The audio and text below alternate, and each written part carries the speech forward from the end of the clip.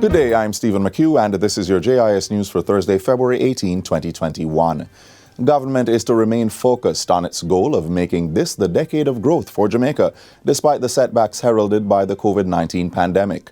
This was outlined in the throne speech delivered by Governor-General Sir Patrick Allen during today's ceremonial opening of Parliament.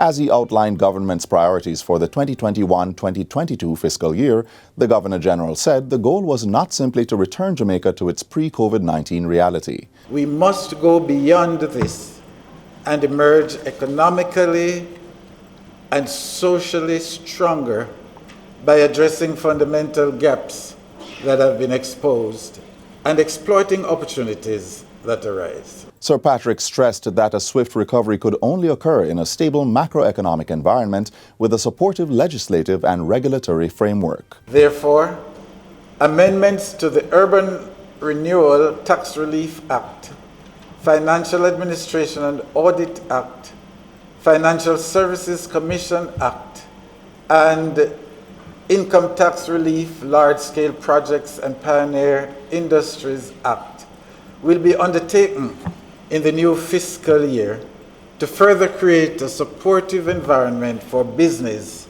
and investments. This year's ceremonial opening of Parliament took place in strict adherence to the Ministry of Health's COVID-19 guidelines. Among other things, the usual 100-plus invited guest list was restricted to 6, and members of the public were encouraged to stay home and watch the live broadcast and streams.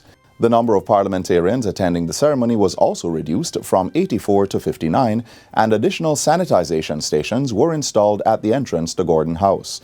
The ceremonial opening was followed by a meeting of the House of Representatives in the afternoon, during which the 2021-2022 estimates of expenditure was tabled. Government is now carrying out a robust security testing and updating of security protocols for data storage on the Jam COVID website.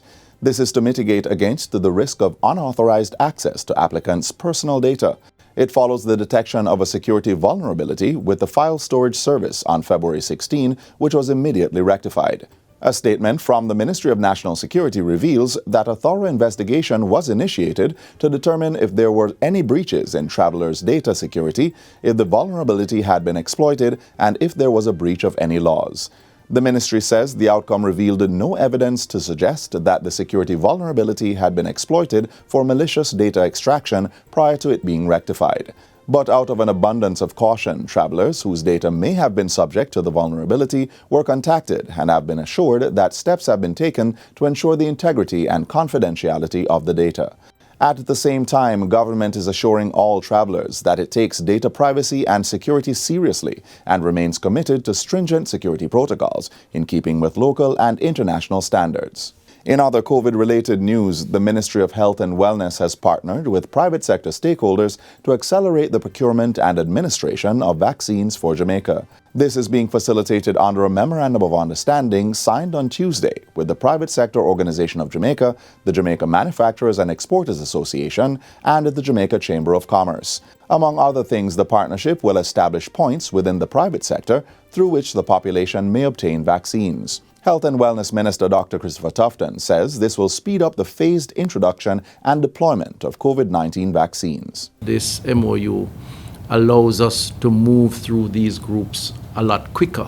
In fact, it will enhance the arrangements that are stated in the plan because we are going to attempt to access more vaccines, and by accessing more vaccines, we can deal with the vulnerables quicker and the balance of the population in a much more speedier approach. The first phase of government's vaccine deployment plan will target health officials and other frontline workers, in addition to vulnerable groups such as the elderly. Dr. Tufton is encouraging persons to take the vaccine when it becomes available, giving assurance that while government is in a hurry to get out the vaccine, it is absolutely careful to ensure that the process is safe for all Jamaicans.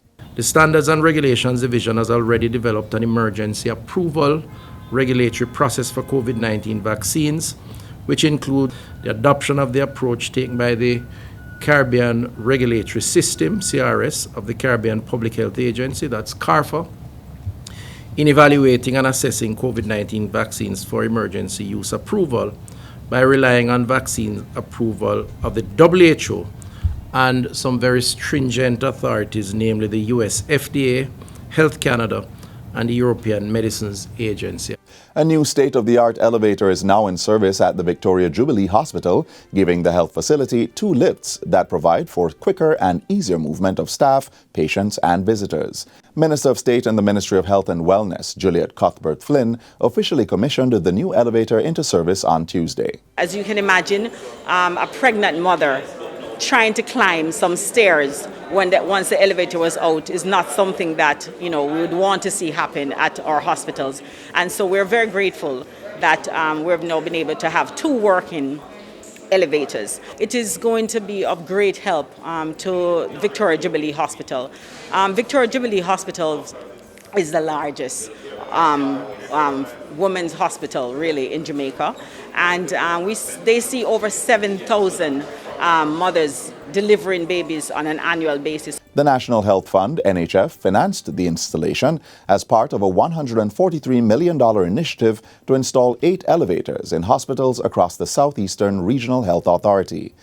Members of the Jamaican diaspora in the United States have donated 1,200 tablet computers to local students on the government's One Laptop or Tablet per Child initiative. The Foreign Affairs Ministry handed over the devices to the Ministry of Education on Tuesday. Foreign Affairs Minister Senator Kamina Johnson-Smith praised the diaspora for responding to government's appeal for support, revealing that more tablets will be shipped to the island to assist students. At times such as these, when all countries are facing similar challenges and all children are challenged, these donations are even more appreciated for the thoughtfulness of the donors and the extension of the spirit of charity across borders. Education Minister Favour Williams agreed that the contribution from the diaspora was very noteworthy and commendable. It really is an investment in the future of Jamaica. Our education system has been pushed to embrace greater use of technology, and all hands must be on deck to help in bridging the digital divide.